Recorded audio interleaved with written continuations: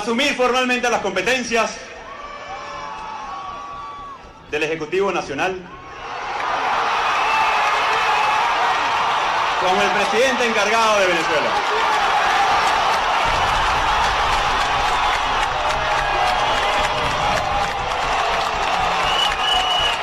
Para lograr el cese de la usurpación, un gobierno de transición y tener elecciones libres.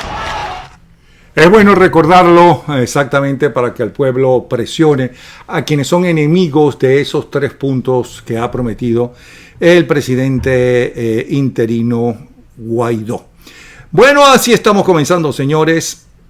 Así estamos comenzando este análisis de las últimas 24 horas a través de YouTube Bravo 24. Se pueden suscribir en nuestro canal completamente gratis, YouTube Bravo 24. Les saluda Napoleón Bravo. Mi Twitter es Napoleón Bravo, todo pegado. El Instagram es @Napoleón Bravo Oficial. Bueno, y la producción general de este espacio es de quien les habla, Napoleón Bravo.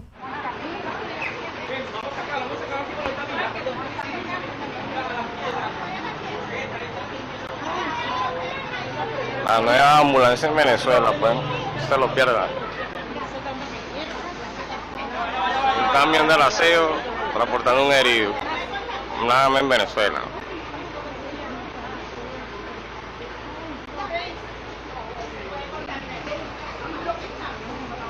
Qué tristeza. La verdad es que tiene razón. Qué triste.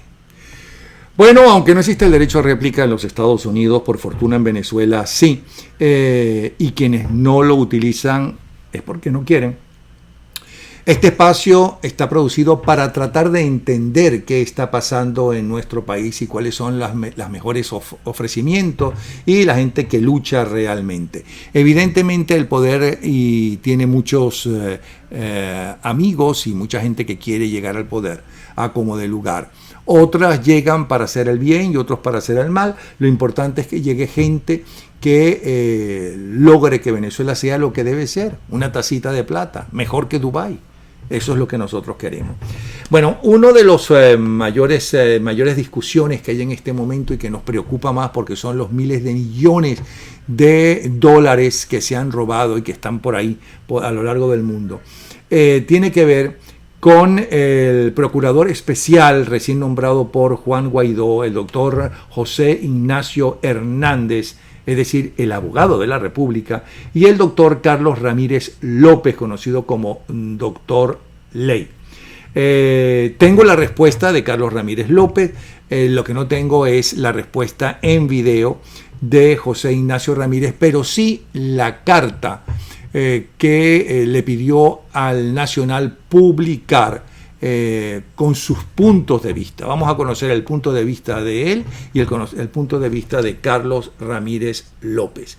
Repito, voy a leer entonces parte de la carta, lo sustantivo, lo que tiene que ver con lo que nos preocupa, la defensa de José Ignacio Hernández de los dineros del país. Vamos a ver. Empecemos.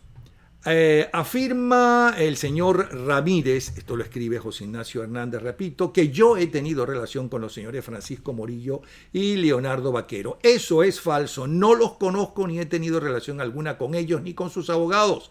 En el juicio de Miami no actué como testigo experto promovido por esos señores, sino por los derechos de abogados de alguna de las empresas demandadas. En concreto, quien me contrató como testigo experto fue uno de esos despachos, no los señores Morillo y Vaquero. Toda esa información, por cierto, es de dominio público. El segundo punto que menciona es el siguiente. Afirma el señor Ramírez que, abro comillas, abogados de Morillo y Vaquero le llevaron al procurador doctor José Ignacio Hernández copia de la acusación que se tramitaba en Ginebra y le pidieron que le ayudara, cierra comillas. Eso es falso. Como dije, nunca me reuní con abogados de esos señores ni recibí nunca copia de esa acusación. Los materiales que examiné para redactar mi experticia están listados en esta y no incluyo esa acusación que por demás no he leído.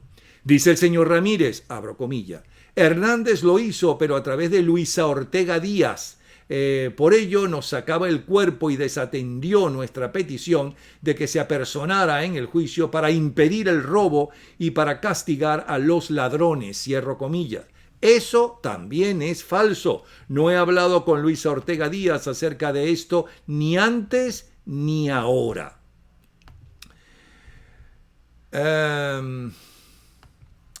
Cuarto punto, dice el señor Ramírez, abro comillas, Luisa Ortega tenía copias sin ser parte, se la dio el doctor José Ignacio Hernández, quien lo obtuvo de sus clientes Reinaldo Murillo y Leonardo Vaquero. Y digo sus clientes porque ellos le contrataron y pagaron honorarios a él y al doctor Rafael Badel Madrid para actuar como expertos en este mismo juicio, y cierro comillas. Eso es falso, insiste José Ignacio Hernández. Ya expliqué que no he actuado como abogado, solo actué como experto independiente. Además, no fui contratado por los señores Morillo y Vaquero. Mi contratación se dio a través de los despachos de abogados que representaba a una de las empresas en ese caso. No tengo copia de la acusación de Ginebra, con lo cual no la he dado a Luisa Ortega Díaz, con quien nunca he hablado de este caso, ni antes ni ahora. Mi opinión, además, no versó sobre el fondo de esa controversia, sino únicamente sobre el acuerdo dictado por la Asamblea Nacional que cuestionó la demanda fraudulenta intentada en Miami. Resta por señalar que en relación con el caso de Miami, el tribunal optó por desestimar la demanda y de ello informé a la Comisión Permanente de Contraloría solicitándole que iniciara una investigación por noticia criminis, lo que la comisión hizo a los pocos días. Además, he prestado apoyo a la Asamblea Nacional para que intervenga en la investigación de Ginebra intentando desplazar a los ilegítimos apoderados de PDVSA, pero requiriendo que en todo caso la investigación se mantenga abierta. El señor Ramírez vuelve a mentir en su artículo en este sentido al sugerir que nuestra intención solo ha sido cerrar la investigación.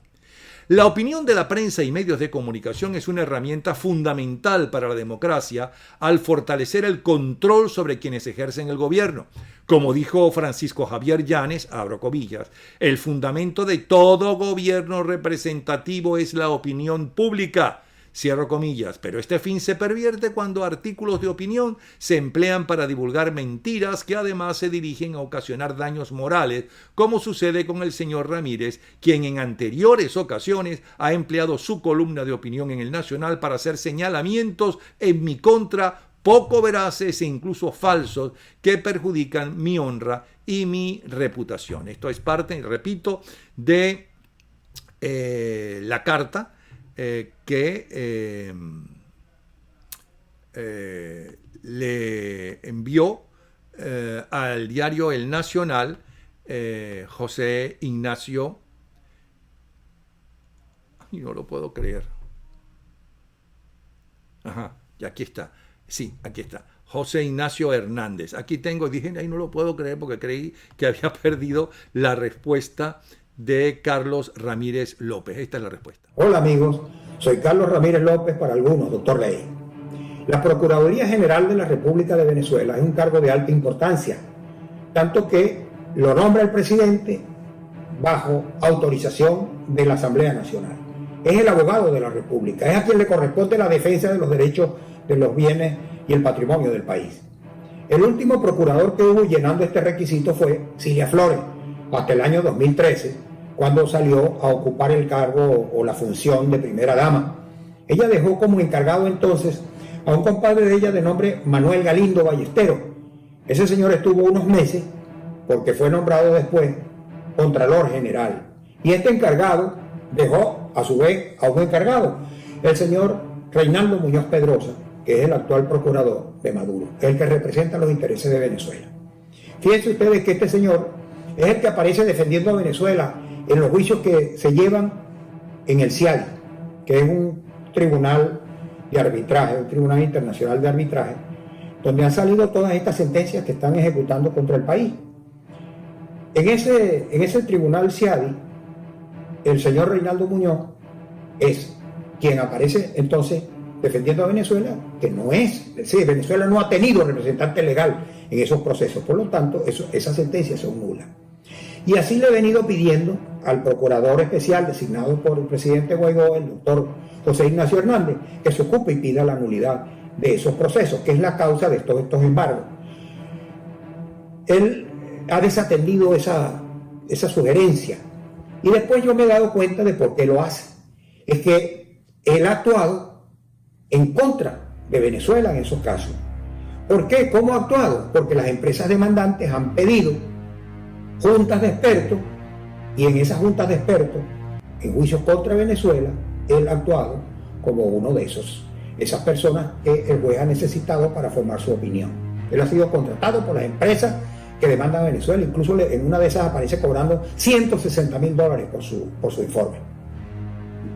De manera que entre Reinaldo Muñoz y José Ignacio Hernández ha habido una interacción en ese sentido, en contra de los intereses del país. Por ejemplo, yo le he pedido al doctor Hernández que demande que no se vaya, que no esté atacando estos procesos que nos están embargando en las cortes de los Estados Unidos por sentencias del CIADI. Que vaya a la causa, que pida la nulidad de esos documentos, de esos laudos arbitrales. Me contestó que esos laudos, una vez dictados, no pueden ser revisados, ni tocados, ni anulados, lo cual es mentira. El artículo 52 del convenio con el CIADI permite demandar la nulidad, pedir la nulidad de los fallos. Si tú demuestras que esa sentencia se formó sin que Venezuela tuviera un representante legal, tiene que ser nulo, tiene que anularse. Pero él actuó allí, él actuó del lado pidiendo, tú no puedes actuar pidiendo que sentencien a Venezuela para después salir a defender a Venezuela de la ejecución de esa sentencia. Eso es lo que han denominado conflicto de interés, es lo que se llama conflicto de interés. Y que en derecho penal venezolano eso se llama prevaricación. De todas maneras, entonces, el doctor José Ignacio Hernández está incurso en el delito de prevaricación, en este caso. No es solamente un problema de negligencia, es un problema de prevaricación. Y en medio de esta diatriba surge el pleito, el juicio, que en las Cortes de Miami, que se denomina US PDVSA Litigation Trust. Ese fue un juicio que se armó de un equipo que estaba robando a PDVSA durante 14 años y se dividieron y un grupo demandó al otro para quitarle la parte del botín que se llevó. Para hacer esa tramoya, el falso procurador, el procurador de Maduro, Reinaldo Muñoz, junto con el presidente de PDVSA, se fueron a escondidas y firmaron un contrato en Nueva York, cediéndole todos los derechos de PDVSA a esta firma que crearon, US PDVSA Litigation Trust, cediéndosela para que ella cobrara y se quedara con prácticamente el 80% de lo que lograba recuperar. Un asalto, un atraco al país.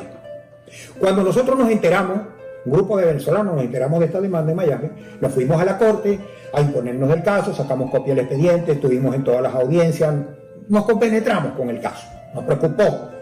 Yo personalmente contacté a miembros de la Asamblea Nacional, de la Comisión de Energía y Petróleo, de la Comisión de Contraloría que presidía Juan Guaidó y a otros parlamentarios y me pidieron que les explicara el caso, se los expliqué por escrito. Le hice sugerencias y hasta presenté el proyecto de resolución de la Asamblea Nacional aprobó. Yo lo redacté en su gran mayoría y se lo presenté y fue aprobado. La Asamblea no nombró nunca un representante que fuera a la Corte, que es lo que yo le pedía, pero tomé el acuerdo y me fui a un bufete, uno de los bufetes más importantes de los Estados Unidos, con sede en Washington. Nos fuimos, el equipo con el que estábamos trabajando, y consultamos a eso respecto a este caso. Allí estuvimos casi todo el día analizando. Con ese análisis nos vinimos a Miami y presentamos un escrito a la Corte, un amicus curiae, y le dijimos a la Corte por qué esa demanda era ilegal, por qué no podía ser admitida.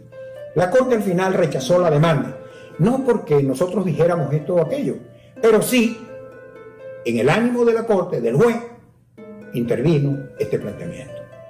Y mientras nosotros estábamos desarrollando esa lucha, para que esa trama fuera develada, el doctor José Ignacio Hernández estaba en el lado contrario. Él estaba asesorando como experto a los que estaban involucrados en la trama, a los que habían robado, a Ricardo Muñoz, a Ricardo Morillo y a Leonardo Vaquero. Él se excusa diciendo, no, pero yo no conozco a esos señores Morillo ni Vaquero. A mí me contrataron, fueron los abogados de las empresas demandadas. Vaya tontería. Las empresas demandadas, los abogados de la empresa demandada eran los abogados de Reinaldo, de Morillo y de Vaquero. Porque las empresas son de ellos dos. Él prestó sus servicios a esas compañías y le pagaron también los honorarios profesionales.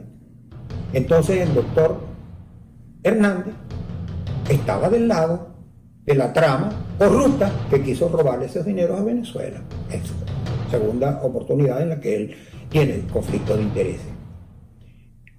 Cuando nosotros entonces vimos que habían desmantelado esa demanda y tuvo una réplica en Ginebra, nos fuimos a Ginebra a seguir nuestra persistente lucha. Y allá le presentamos entonces y contratamos un abogado en Ginebra para presentarle un escrito al fiscal diciéndole que es un juicio nulo porque lo había presentado la denuncia el procurador falso de Maduro, Reinaldo Muñoz. Le pedíamos que siguiera la investigación, pero que los dineros y los bienes que estaban congelados, que habían logrado congelar, lo pusieran a la orden del presidente Guaidó. No se lo fueran a entregar a Muñoz ni al gobierno de Maduro, que se lo dejaran a la disposición del presidente Guaidó. Entonces nos desestimaron eso. Yo le pedí muchísimas veces al doctor Reinaldo, me confundo mucho por los nombres, le pedí muchísimas veces al doctor José Ignacio Hernández que interviniera, que se metiera en el juicio en Ginebra. No quiso, no hubo modo. ¿Por qué? Porque allá también tendría que haber ido contra los intereses de su cliente, de Morillo y de Vaquero. Y entonces, no, que le mandó una carta a la embajadora nuestra embajadora en Ginebra. Yo le dije, doctor, eso no es una función de una embajadora, ella tiene su función diplomática. Esto es un juicio. Usted tiene que meterse en ese juicio. Entonces él dice que lo que yo quería era que me nombraran abogado, me dieran el caso, pero que él no me lo dio porque yo no soy abogado suizo. Es otra tontería. Porque entonces, ¿cómo es que Guaidó lo nombra a usted, doctor Hernández? ¿Cómo lo nombra a usted, procurador, para que atienda los casos en los Estados Unidos, en Washington, en las Cortes, en Delaware? Si usted no es abogado de los Estados Unidos. No es una excusa baladí la que usted está haciendo en este caso. Entonces, resulta que el doctor Hernández desatiende su deber constitucional de defender patrimonialmente a la República de Venezuela. Y lo desatiende y busca excusas. Y entonces dice, no, él se entendió con la doctora Luisa Ortega Díaz, la fiscal Luisa Ortega Díaz, para que fuera a presentar un escrito, y ella fue y presentó el escrito. Escrito que va dirigido en función de atacar el proceso, de que muera el proceso. No que los bienes como lo hemos planteado nosotros, queden a disposición del presidente Guaidó, que se mantengan los embargos, sino que el proceso es nulo. ¿Qué significa que el proceso es nulo? La excusa. No, porque el proceso lo inició Reinaldo Muñoz y por lo tanto ese es nulo. Ahí se quedan. ¿Sí? Pero eso beneficia a los ex clientes del doctor Hernández, porque al morir el juicio tienen entonces que suspenderle las medidas que dictaron contra ellos personales y levantar las medidas que hay contra los bienes que están congelados. Entonces favoreciendo a los anteriores clientes. Y eso lo hizo el doctor José Ignacio Hernández junto con Luisa Ortega Díaz. Y yo tengo las pruebas. Él dice, yo nunca he hablado con la doctora Luisa Ortega Díaz. Sí he hablado. Yo tengo las pruebas que he hablado con la doctora Luisa. Yo tengo las pruebas y las voy a mostrar. Aquí van a aparecer en este video. Él está mintiendo. De manera que el problema es de una lucha que tenemos, a la que tenemos obligación todos los venezolanos de defender lo poco que nos queda y de los que están haciendo fiesta, intereses internacionales. El doctor no ha querido cumplir con su función de demandar la nulidad de los procesos. Incluso fíjense que la última vez le dije, demande la nulidad de la venta del 49.9% de Citgo a Rosneft, a la compañía, a la petrolera rusa. Demándela. ¿Por qué la va a demandar? Porque ese es un documento ilícito, es un contrato ilícito, no ha pasado por aprobación de la Asamblea Nacional. Y Rosneft nos amenaza con quitarnos Citgo. En base a eso, a ese contrato que hizo. ¿Por qué no lo demanda? Porque el doctor José Ignacio Hernández no está cumpliendo con sus deberes. O porque no sabe, o porque no se atreve porque sería ir contra los intereses de quienes fueron sus clientes, sus contratantes, quienes les pagaron por sus experticias. Una última cosa. Las experticias se hacen a pedido de una de las partes. Yo he sido abogado en juicios en donde he pedido experticias. Le digo, señor juez, pido la prueba de experticia. El juez convoca a las partes. Cada parte demandante nombra a un experto y el demandado nombra a un experto y el juez nombra a otro. Son 3 expertos. Se reúnen y dan una opinión al juez sobre el juicio. Él no es independiente. A él lo contrató una de las partes y le pagó una de las partes, la parte que está demandando a Venezuela. Eso es una excusa que no tiene ningún sentido. Váyase, renuncie, doctor. Resguarde su honorabilidad, que la tiene. Usted es un profesor, un académico. ¿Qué necesidad tiene de estar evadiendo las cosas y involucrándose en estos hechos que le dañan terriblemente y dañan al país? Está haciendo un gran daño al país, doctor. Y finalmente, él dice que no, las discusiones conmigo es porque yo quise que me asignara el caso en Suiza. Yo no soy abogado suizo. Ya le dije. Eso es una bobería lo que usted está diciendo. Yo no he pedido eso. Y si así fuera, ¿por qué no? ¿Por qué no? Si yo vengo conociendo el caso, lo conozco a fondo, lo vengo trabajando. ¿Por qué no podría ser? Pues que lo está resguardando para sus amigos, para su élite, para su bufete, que tiene los ojos puestos en eso y en la recuperación de activos. Entonces, que tras eso es lo que usted está, doctor Hernández. Váyase, renuncie, resguarde su honorabilidad. Fui para ustedes, Carlos Ramírez López, para algunos, doctor Ley. Bueno, señores, aquí tenemos a Daniel Lara Farías como casi todos los días. Entonces, cuéntanos, ¿por qué no nos hablas un poco de los nombramientos de Guaidó ahora que estábamos escuchando la discusión que hay entre el procurador especial José Ignacio Hernández y el llamado doctor Ley, Carlos Ramírez López? ¿Qué nos puedes decir de los otros integrantes? Tú sabes que, bueno, para empezar al señor José Ignacio Hernández ya se le había nombrado hace rato, ¿no? Pero fíjate tú que hay dos cosas importantes. Los nombramientos, los postulantes y los ausentes. Me explico. Yo puedo entender lo difícil que debe ser para Juan Guaidó equilibrar, ¿no?, todas las apetencias partidistas en una gente que, por cierto, tienen, para decirlo de una forma bonita, interés en tener cargos.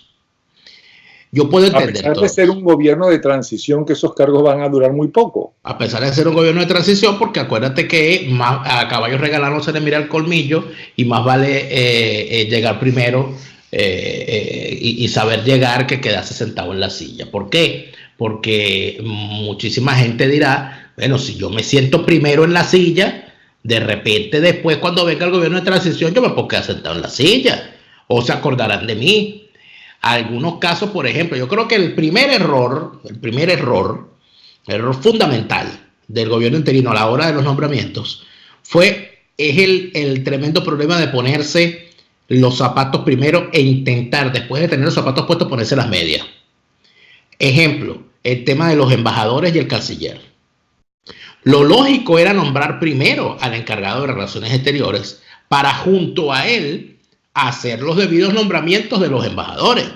Claro, eso es lo lógico. Ese es lo lógico. Pero debe ser que le ha costado bastante conseguir un canciller, porque evidentemente solamente nombrar a alguien, ya sea como sucedió con los miembros del Tribunal Supremo de Justicia, tuvieron que salir al exterior porque si no iban presos. Y de paso están bien abandonaditos allá en el exterior. Pero ya los tenía, si el que ibas a nombrar, que desde el principio se supo que se iba a nombrar a Julio Borges, ya lo tenías afuera, ¿qué necesidad había de esperar tanto? También es verdad. Entonces, el nombramiento pudo haberse hecho. Y luego de eso, estamos hablando del primer nombramiento, el de Julio Borges. Luego está el interés de los postulantes. ¿Quién postula a Julio Borges o quién quién debe promover la presencia de Julio Borges en ese cargo? Seguramente su partido, Primero Justicia. O sea, es lógico, ¿no? Y no tiene por qué sorprender que si Primero Justicia forma parte de los apoyos fundamentales a Juan Guaidó, el coordinador general esté en el staff que Juan Guaidó nombra. Pero a mí me llama la atención que se nombre a los embajadores, se nombre a un canciller o a un responsable de relaciones exteriores y se esté evitando a toda costa y de todas las maneras posibles el nombramiento de un encargado de defensa. ¿Por qué crees? Yo creo que hay un gran problema de desconocimiento del problema militar venezolano, cosa que la clase política venezolana desde hace años posee, porque hasta los más avesados, a partir de yo creo que ya en los años 80, el sector político venezolano dejó de interesarse por el tema militar. Y por eso pasó lo que pasó en el 92, que sorprendió hasta que el propio Carlos Andrés Pérez, quien se negó en reiteradas oportunidades, a pesar de haber sido ministro del Interior, a pesar de venir de la guerra de guerrillas, a pesar de venir del combate a la subversión y todo lo demás, se negó a ver lo que estaba a la vista. Entonces, yo dudo mucho, y voy a hacer la confesión personal. Yo no sé distinguir un sargento de un general por las insignias. Claro, pero yo no soy presidente interino. ¿Lo sabrá el presidente interino? Bueno, si el presidente interino no lo sabe, tiene alrededor suyo o cerca de él, o conoce de gente seria, honesta, etcétera, etcétera, etcétera, que está enterado de lo que está pasando en el ejército, quién es quién, porque a lo mejor inclusive esa persona está en el ejército o ha estado en el ejército y ahora está en el exilio. Pero a lo que me refiero es...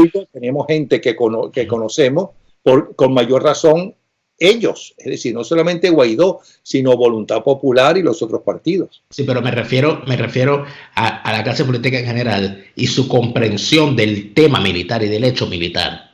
Eso de entender cómo piensa un militar y de qué manera va a actuar. De eso se podían apreciar personas como, por ejemplo, Rómulo Betancourt, como por ejemplo Raúl Leoni, como por ejemplo Rafael Caldera, como por ejemplo el propio Jovito Villalba. Yo creo que hubo una generación de políticos venezolanos y posteriores a ellos que entendieron el tema militar y sabían que el tema militar tenía una importancia para la buena marcha de la democracia. Cuando los partidos de la izquierda se fueron a la guerrilla y a la subversión en contra de la democracia, le hicieron el inmenso favor a Rómulo Betancourt de quitarse de encima a los militares golpistas, porque cuando se van a la subversión contra la democracia, le dieron la maravillosa oportunidad a Rómulo Betancourt de decirle a los militares: ustedes están viendo que el comunista no soy yo, ustedes están viendo que el problema no soy yo, el problema son ellos, vayan a combatirlo y déjenme a mí tranquilo, que yo lo que quiero es gobernar. Entonces, cuando tú le das la excusa, y cuidado, hay inclusive quien dice que el propio Betancourt empujó a la izquierda para que se fuera a la montaña y se fuera a la guerrilla. Eso ya es especulación. Pero visto los resultados, que cuando la izquierda se alzó, no hubo un solo golpe de Estado más en Venezuela contra Betancourt. Ok, pero esa no es la pregunta. Pero lo es. Pero fíjate. Él debe saber o tener gente de confianza o que él respete, que conoce perfectamente cómo es el mundo militar. Magnífico. Y gente que además está en contra del régimen, inclusive estando en Venezuela. Puedo mencionar uno, que ha sido Machillanda, por ejemplo. Planeta. Bueno, por citar dos que se me ocurre que a lo mejor Está bien, pero el planteamiento es que un solo palo no hace montaña, Napoleón. Tú no puedes, aquí se ha cometido un grave error con el tema de creer que la unidad es tener a una sola persona haciendo las cosas. Y eso no es unidad. La unidad está en los propósitos.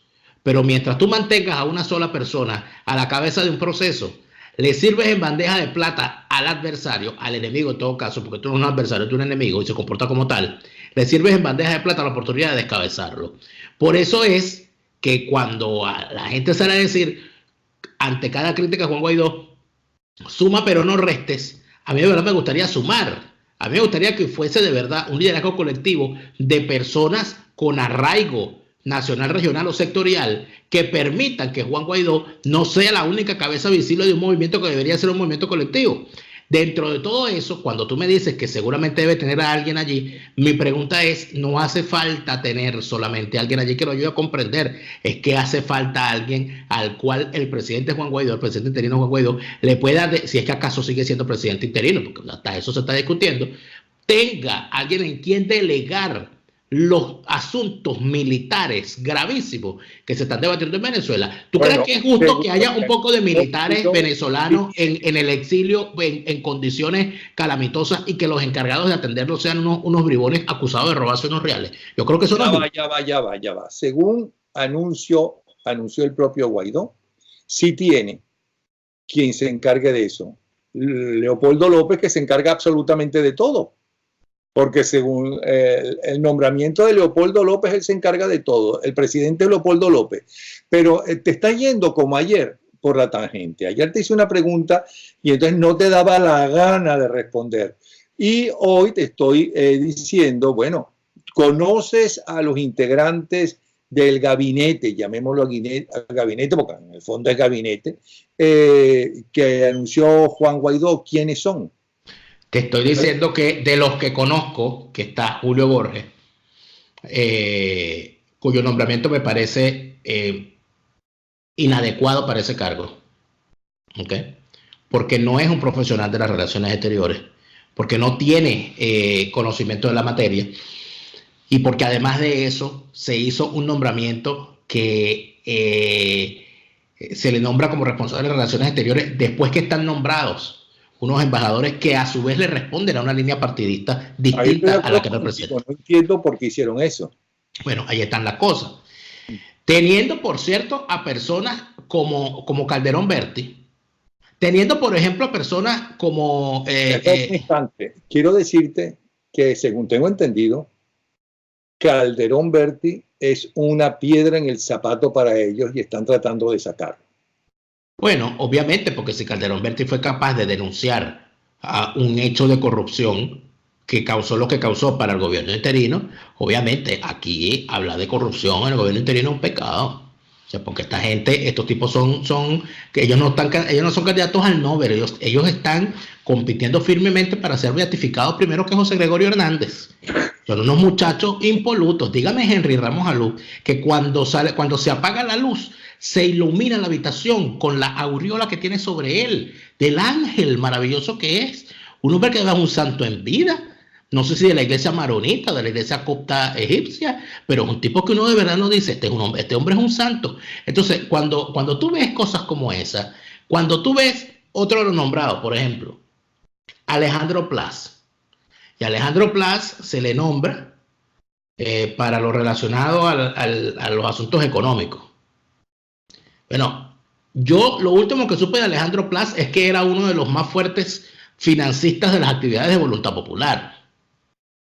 Entonces, oye, eso de poner a un financista, por muchos méritos que pueda tener para el cargo, pero poner a un financista del partido encargado de las finanzas públicas no viene siendo como poco elegante. A mí me parece que lo es.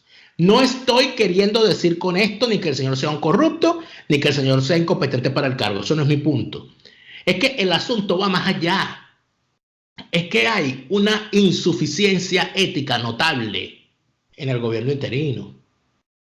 Y esa insuficiencia ética, tú te das cuenta de ella cuando frente a acusaciones de corrupción, la respuesta es salir todos a una, a abrazarse, a levantarse la mano, a impedir el trabajo de los periodistas, a descalificar al mensajero y además de eso esconder la basura debajo de la alfombra, llamando a la unidad, a sumar y a no restar y a decir la repetida cantinela, el enemigo está en Miraflores, vamos a salir primero de ellos y después nosotros resolvemos lo que tengamos que resolver. En medio de eso, nosotros después resolveremos lo que tengamos que resolver. Tenemos 20 años calándonos a los mismos mapurites, que por donde pasan todo el mundo sabe que está pasando un mapurite. Porque es imposible. Los políticos corruptos, Napoleón, son como los mapurites.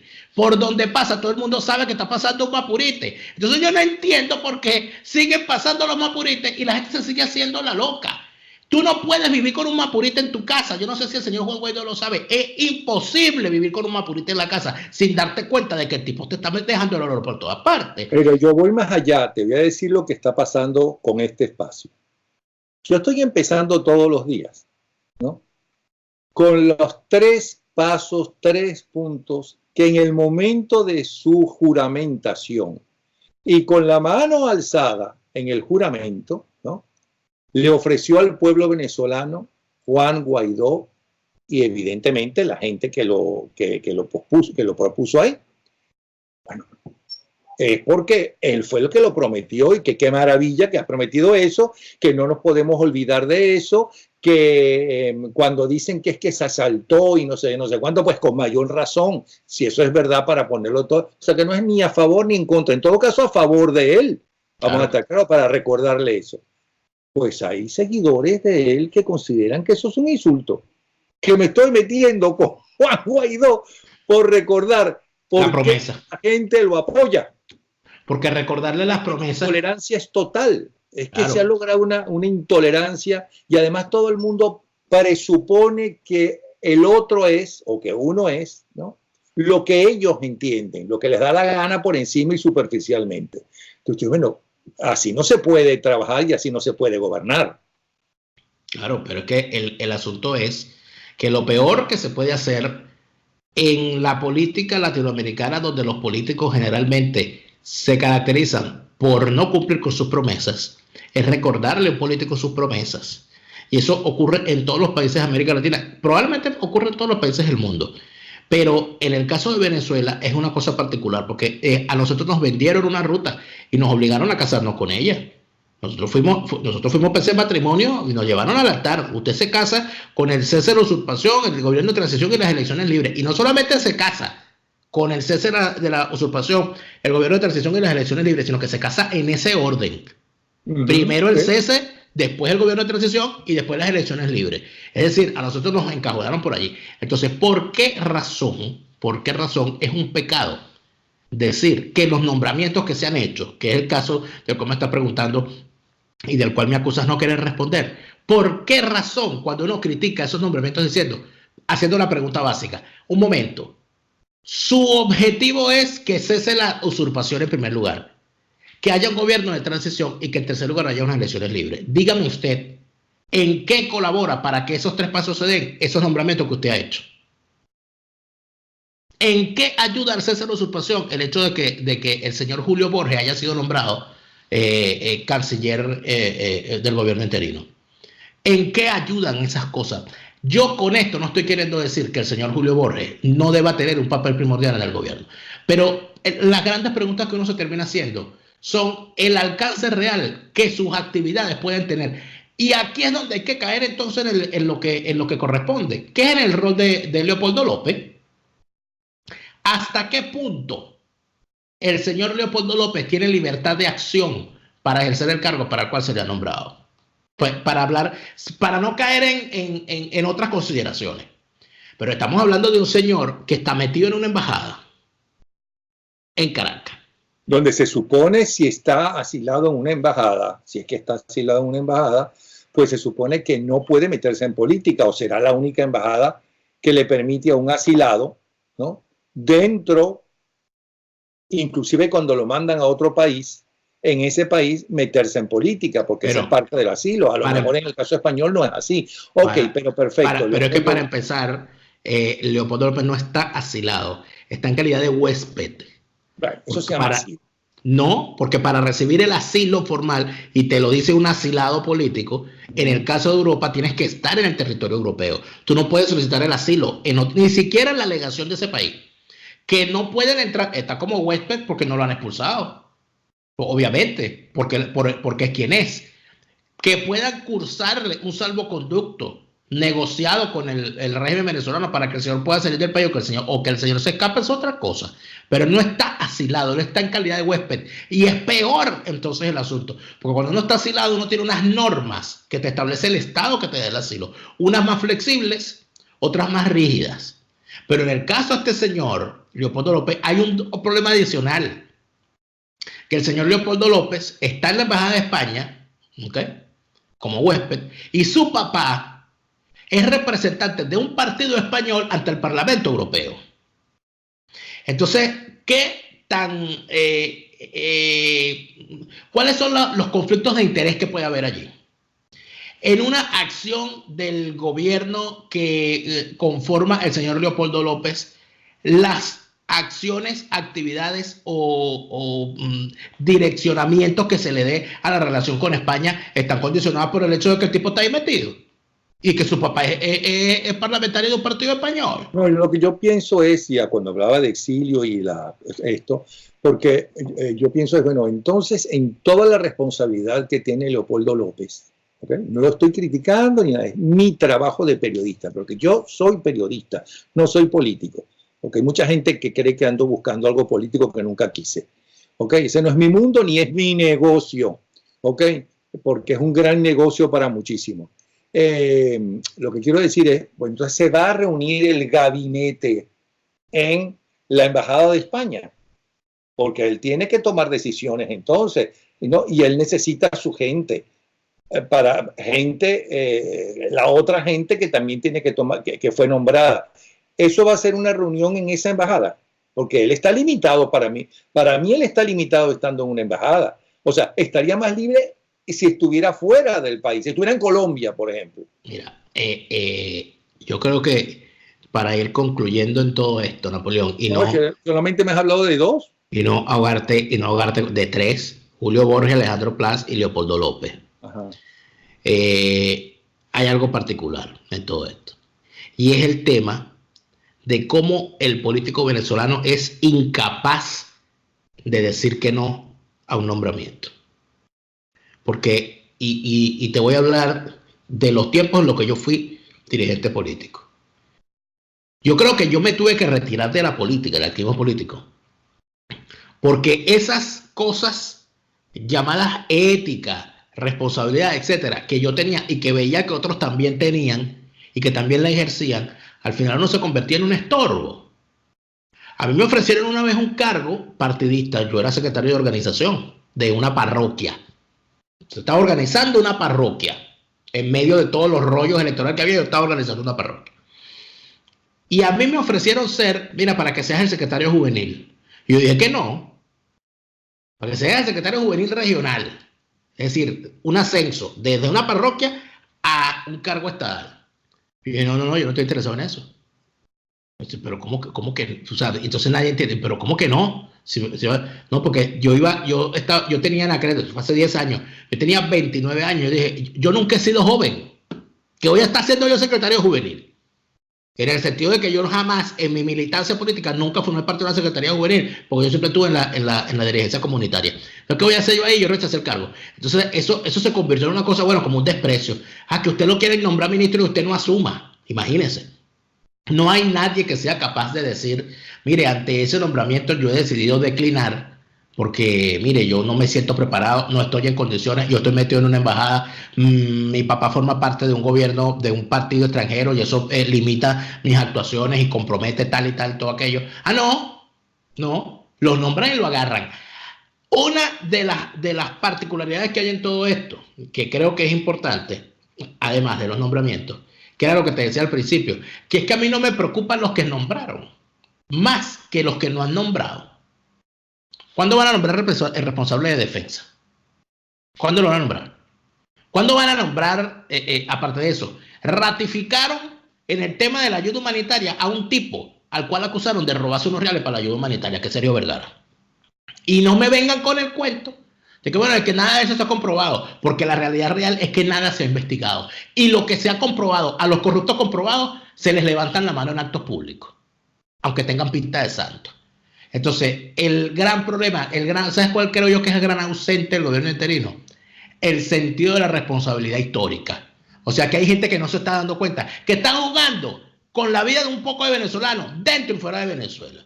Porque el futuro de nosotros está en manos de estos señores. Y ellos parece que no se dan cuenta de que el regreso de muchos de los exiliados depende de que ellos terminen de concluir con la ruta que se han trazado del cese de la usurpación del gobierno de transición y de las elecciones libres.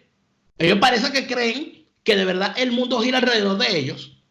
Y algunos además creen, y yo creo que esta es la gran desgracia de la clase política actual, por lo menos del liderazgo fundamental, que de verdad creen que el país comienza en el túnel Boquerón 2 y termina en los Ocumitos.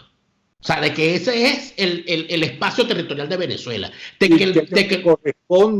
Les corresponde, ¿no?, ser el dueño o administrador y único decisor de lo que va a pasar allá adentro. Que sí, históricamente es como una monarquía. Tienen que ser ellos. Exactamente. Hemos llegado. Ahora, pero yo pienso que cuando uno ve esos jóvenes que salieron a la calle, cuando hablan, cuando están hablando, cuando los entrevistan y demás, yo siento que es otra generación diferente, que están mucho más claros. Claro. ¿No? Es verdad que la mayoría de los jóvenes del partido y la posición que sea suelen ser mucho más espontáneos y más honestos, ¿no? Algunos después los compras y todo lo que tú quieras. Pero yo siento que estos jóvenes son diferentes. Y fíjate que María Corina, que sí está dando la vuelta por toda Venezuela, nos dijo el otro día exactamente lo mismo, que sentía una juventud diferente, que estaba clara, que no era tan populista que no era populista, que es una de nuestras desgracias, el populismo, de toda América Latina, por cierto, y buena parte del mundo, porque hay países supuestamente desarrollados que tienen un populista de presidente, pero bueno. Bueno, eso yo para despedirte, no que no te más tiempo, lo que te digo es que yo creí en el relevo generacional. Cuando los llamados a ese relevo hace 10 años en mi estado, que era el estado Vargas, era entre otros Juan Guaidó. Y mi gran decepción absoluta y completa, te lo digo con sinceridad, porque yo a Juan Guaidó le tuve aprecio en su recorrido y le consta a la gente de la forma como yo he tratado de hablar del señor Juan Guaidó. Pero cuando yo vi a Juan Guaidó en un acto con Henry Ramos Alú, después de toda la que le ha caído a Henry Ramos Alú, yo de verdad lo que sentí fue un luto personal. Y de bueno, pero entonces aquí, ¿para qué sirvió el relevo? Para servirle de escalera a los sepultureros. Perdimos 10 años. Bueno, yo creo que hay mucha pelea interna, porque viendo ahora, ¿no?, en vista de que se ponen tan molestos, pues ahora el programa lo abre Juan Guaidó en su juramento y no mi palabra, ¿no?, leyendo eso. Pero fíjate en la actitud de dos que están al lado de él, que ni levantan la mano como los otros en plan de juramento, ni gritan, ni siquiera aplauden. Entonces, bueno, el lenguaje gestual es que están incómodos ahí, en ese momento. A lo mejor estoy equivocado, estamos claros. No lo estás. Vamos a ver de nuevo para que la gente sienta, a ver si siente lo mismo que uno. Bueno, muchísimas gracias, no solamente por estar con nosotros, sino no sé qué hiciste con el perrito que no aulló hoy. Okay. Me lo comí. ¡Juro!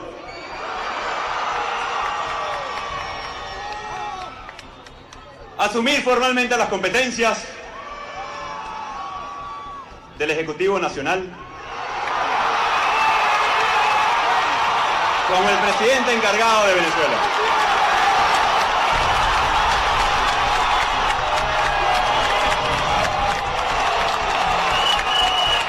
Para lograr el cese de la usurpación, un gobierno de transición y tener elecciones libres. Señores, y así entonces nos vamos a las estrellas con la Wicca. Hola, Napoleón. Para el martes 3 de septiembre las energías se recaen sobre el reino de todo y nos hace referencia al éxito desde las figuras de poder, puesto que tendrán ventaja para superar las adversidades, sobre todo en negociaciones o en conseguir acuerdos. Pero se trata de las personas que realmente tienen el poder y no de aquellas que creen que tienen el poder.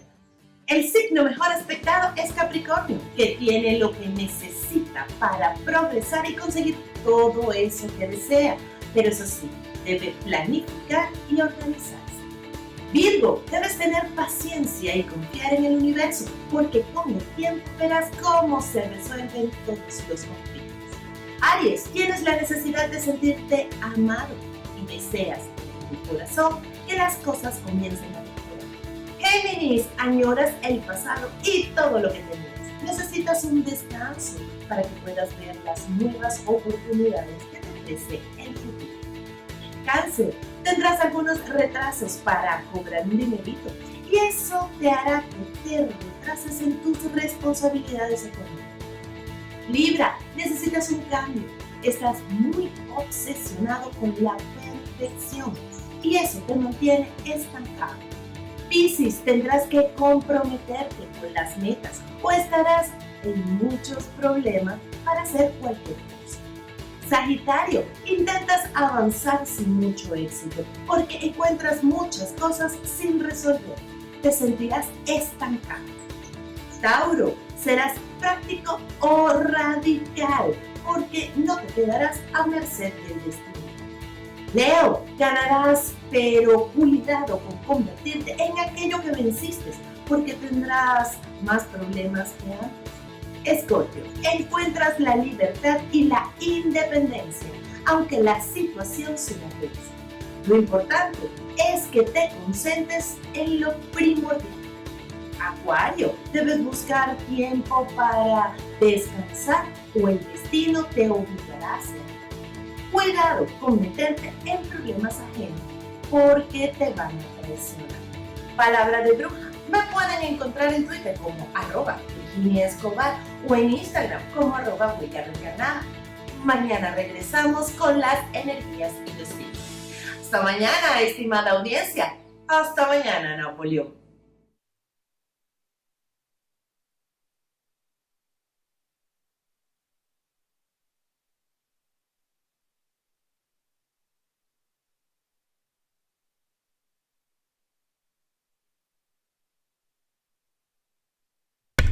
Consigue en Amazon gracias a Aptitud Dancewear en el centro comercial Magnolia Shops en Coral Spring. Son los quienes presentan y hacen posible 24 horas por YouTube Bravo 24. En los ámbitos nacional e internacional tenemos principios y valores establecidos a nuestra disposición. Ellos significan muchas veces tristezas porque no están ahí, dónde y cuándo los necesitamos. Esa es la historia de la comunidad internacional. El silencio permitió el ascenso de Hitler o el genocidio en Ruanda. El otro día decía que debemos ser fuertes para ser coherentes. Los pueblos sacan la fortaleza de sus entrañas. Sé que mi voz es una pesadilla contra la impunidad de aquellos que asesinan gente en las calles o torturan en los calabozos, para aquellos que violan cada libertad fundamental, para aquellos que prefieren silencio y calma ante esos crímenes. Sé que el levantamiento de los venezolanos con dignidad es una pesadilla para el régimen que los oprime, para aquellos de la comunidad internacional que prefieren la paz de la intimidación y el amedrentamiento que surge de la violación de cada uno de los derechos del pueblo. Un día esa pesadilla terminará, deberá ser el día de la alegría que da a sentir la libertad. Pero en la OEA no hay silencio cómplice. 20 países han llamado al régimen a detener la violencia. Muchos de ellos lo han denunciado con su propia voz en el plenario de la Asamblea General. Prácticamente las mismas voces que la del pueblo venezolano. Aquellos que representan más del 90% de nuestros compatriotas americanos, americanos del sur, del centro, del norte, del Caribe, que alzaron su voz para condenar y pedir soluciones. Obviamente también pedimos respeto para aquellos países que no lo hicieron, porque cada país es soberano para tomar las decisiones que entiendan pertinentes. Y porque además todos juntos deberemos seguir trabajando y construyendo paz y democracia sin impunidad en el continente. He recibido públicamente una propuesta de negociación, mi renuncia a cambio del regreso de Venezuela a la OEA. He aquí mi respuesta.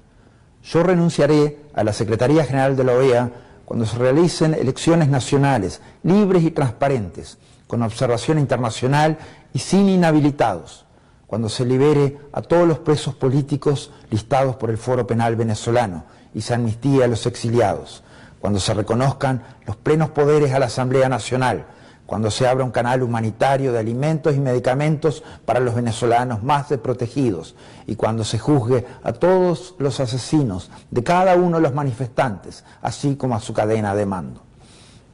También cuando haya un Tribunal Supremo de Justicia independiente, un Consejo Nacional Electoral independiente y se detenga el proceso inconstitucional de la Asamblea Nacional Constituyente. Lamentablemente, son muchas las cosas necesarias para la libertad de Venezuela. Ofrezco mi cargo a cambio de la libertad de Venezuela, porque nunca vamos a renunciar, jamás renunciaremos hasta tener en nuestras manos la libertad de Venezuela.